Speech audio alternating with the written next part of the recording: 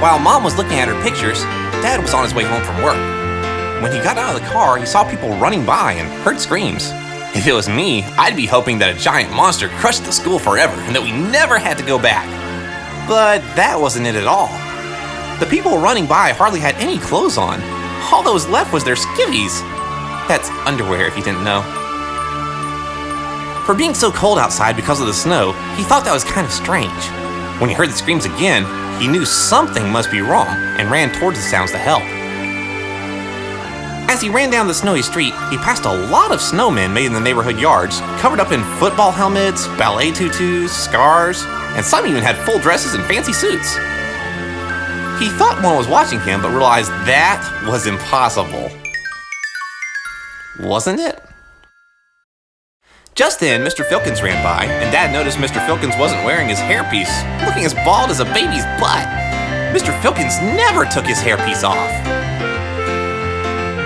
Hey, Phil. What's up with the hair? Or lack of it? Looks like the old bird nest flew the coop. Mr. Filkins pointed a shaky finger down the street. Look! They're coming! Then he ran away. Dad turned to look and couldn't believe his boring old eyes. He saw a horde of SNOMBIES taking jackets, socks, earmuffs, eyeglasses, anything they could reach and grab off of people. The SNOMBIES were invading Sunset.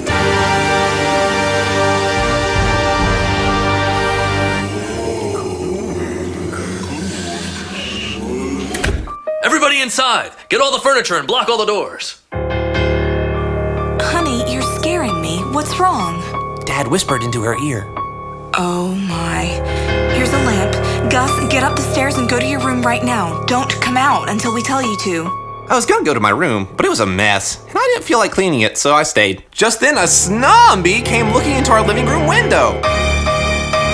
Without thinking, I shouted, "SNOMBIE!" It couldn't get in, so I knew we were safe, but Mom and Dad weren't looking at the SNOMBIE. They were looking at me, very strangely.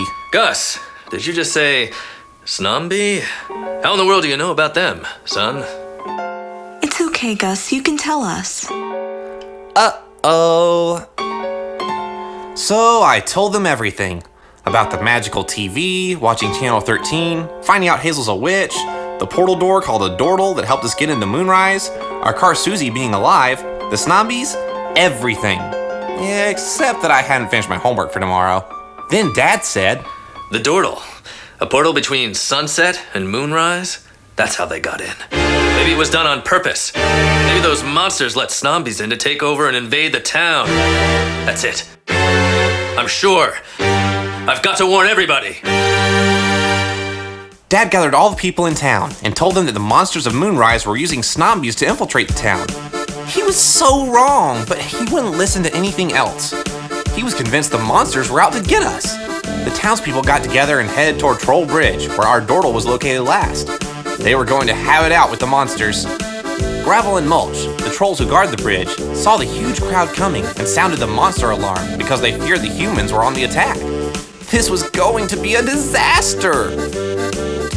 So I called up all my human and monster pals to see if we could find a way to keep a big catastrophe from happening. Worse yet, how could I convince my dad when he was leading the charge?